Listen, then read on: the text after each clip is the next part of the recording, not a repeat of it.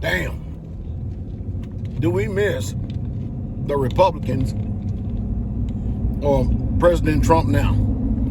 I know and I realize that I'm going to have a bunch of low base-minded people who in the grand scheme of things are totally insignificant because they're not adding value to any part of the society or their community at all. So their comments and their judgments, their criticisms, is totally irrelevant. I'm speaking to the intelligent audience. Do you realize that the Republicans, the next election is going to gain power in almost every single House and every single Senate seat? Maybe not systemic across the board, but they will take over the House and they will take over the Senate.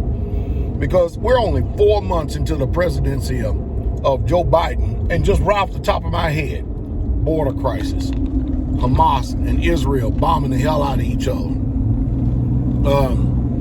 taxes, corporate taxes, capital gain taxes. Investors are not investing in companies no more. Companies that Trump did get to stay here rather than going abroad to either China, Japan, or Mexico, mainly Mexico and Japan. Now they're packing up. They're going across borders because they're not about to pay all this high taxation. You can't tell me we have representation and then spending. And the solution is more spending. And not only that, man, are we being impoverished as a nation. Now, if you go back, and I'm being truthful and honest over history right here, all right? You go back and you be truthful over history. Calvin Coolidge, John F. Kennedy, Ronald Reagan, Bush, and President Trump. They all stimulated the economy when they cut taxes on corporations, when they cut taxes on individuals. The Democrats, like I said, I can't understand for the life of me why in the hell would somebody want to be a Democrat. I don't know what it is. I know they can't be studied and learned. And that's one thing I learned about closed-minded people. They don't care about what really is truth. They only care about what their truth is, and they believe, but through their own truth, they're some way, somehow, are under the illusion that they're going to be able to persuade God. I had a I'm going to say someone I was acquainted with on Facebook make a post about the rapture and all this other stuff. And so I sent a tactful post and I challenged him on it.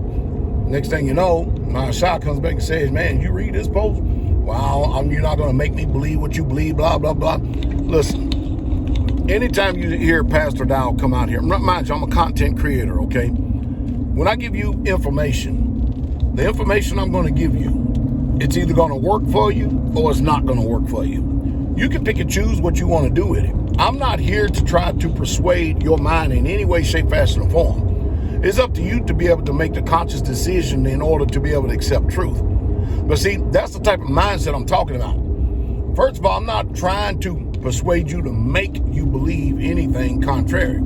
However, I always tell people over and over again, I'm a man of truth. And the only way you can actually get to the truth of something is, for instance, let's just take me and this man. He has a way that he believes the truth is. I have a way to believe the truth is, and the truth is somewhere in the middle, isn't it? But if you can't come together in civil discourse and have discussion, and you can't even hash it out to find out what truth is, it has nothing to do with the individuals in itself. It has to do with, do you have the spirit of truth? It has nothing to do with persuading someone from the position that they're in right now. But don't sit out there and put yourself on a public platform and then make a comment and a statement and expect it's not going to be challenged. Because you're trying to persuade someone as if you're speaking from the position of truth. And then when someone comes challenge it, all of a sudden you want to go run in a hole and use comments like, well, you're not going to make me. Nobody's trying to make nobody do anything. That's the reason why Pastor Dow always asks for debate, vigorous discussion. Because I'm under no illusion whatsoever at all.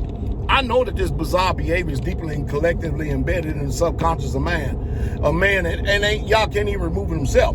People actually think that they are the sum of all wisdom and epitome of all righteousness simply because they're living and breathing. And they believe they have, here's the new statement of the day, your truth. Tell me what your truth is. You don't have a truth. I don't have a truth. there's only one truth, and that's called the truth, period. And it's up to us to line up to those truths. But anytime someone is not willing to come to the table to sit down, when you open up the doorway to have a civil discussion discourse, you know that these closed-minded individuals actually believe and they think that they're right. Because listen, I'm a man. I'm of the position, if I'm wrong, let me hear your position. Let me hear your persuasion. Give me an opportunity to sit back and evaluate this. And if I can see, and if I can hear, and I can discern that I was off in some area, good. I thank you for the information. It allows me to be able to adjust to make me a better man, a better individual. But if I'm right, why is it that anytime truth comes from a certain vessel that people, rather than change, they rather hold a position and continue to keep living the lie, continue to keep living under the illusion and the delusion, as opposed to being motivated to change? Because I don't. Do they feel like somebody has power over them or some way or somehow, that because a certain individual said it or not? Man, we got to do better than that. We got to rise above that. But the Democrats are definitely on a damn breakneck speed mission to impoverish us, to make sure that the whole country ends up like Europe, where everybody's on entitlement programs and hands out and government subsidiarities. This is unreal, what I see happening, what I see what's going on in this country. It is literally unreal to me. I mean, am I the only one that can see the forest for the trees? Does everybody else see that this administration don't mean nobody no good?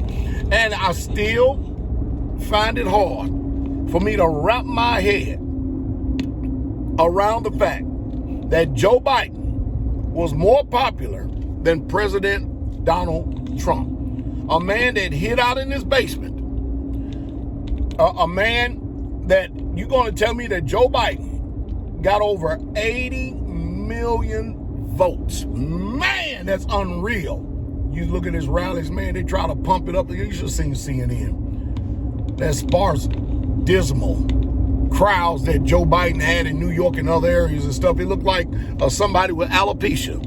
And they're trying to actually buff it up and pump it up as if there was major crowds. And Trump, even out of office, is getting more crowds than him. Now, what's really sickening about this is that downtown Willie Brown Kamala Harris, she ain't going to that border. She's letting Joe, the woman who laughs about everything. Everything is funny. Everything is funny. She ain't going to that border because you think about this for a second. If Joe makes it 2 years, if he finishes his term, the only way she's going to ever get in office to be elected president is that there has to be some type of election voter fraud, or she's going to have to end up taking over because the Democrats and the Republicans are going to have to invoke the 25th Amendment and stuff because of the incompetence of Joe Biden and the delusion that he's under and the cognitive dissonance that he's actually experiencing. Man, can you imagine this guy is the one who has the nuke codes? You never know what he's going to say one minute to the next, and all this capitulating to these cameras. I'm amazed. What did I tell y'all, though, the hypocrisy? Man, did not the news media, MSNBC, CNN, SiriusXM, Joe Madison, all these people, they spent every waking moment of every minute of every single second of every day, all the time, the hour and the minutes of every single week, month, and year, blasting Trump on unfounded allegations. Nobody's apologized. Nobody's repenting. Come to find out, all this Russian hoax is a fraud. Come to find out that, man, the Bidens are in China's back pocket. Man. And now that he's on, nothing. We don't hear nothing. We hear no criticisms. The border is just literally being overran. I mean, there's a literal invasion going on right now.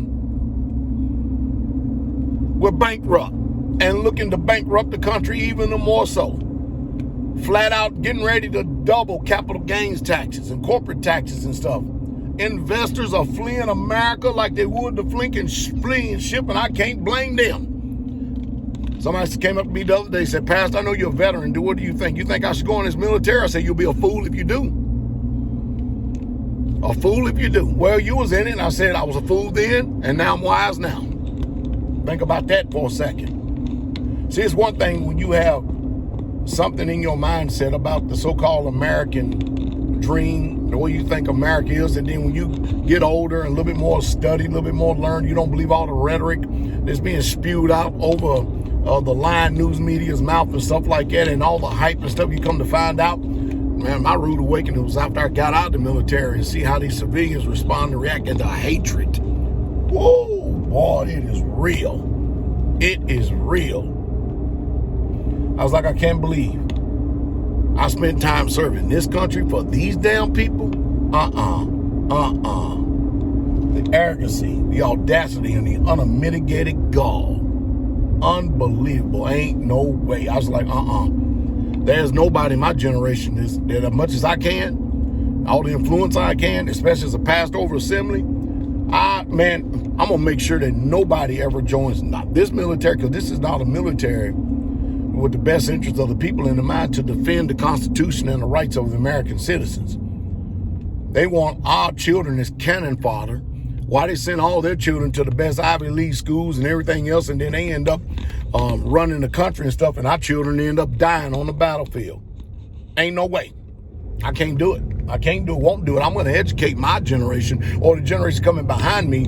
I'm going to educate them more than anything so they don't make the same mistakes that we do. At least one thing, I'll be a voice that their father and mother and grandfather and everybody else, because, a lot of time people steeped in foolishness. I'll be a voice to them, at least give them some information, then let them be able to make the proper choices and decisions for themselves. However, if they listen and do things my way, by the time they're 30, 35 years old, they can have their own land, have their own home with no mortgage, and really truly learn how to live a real dream and not this damn nightmare that we've all seemed to be exposed to.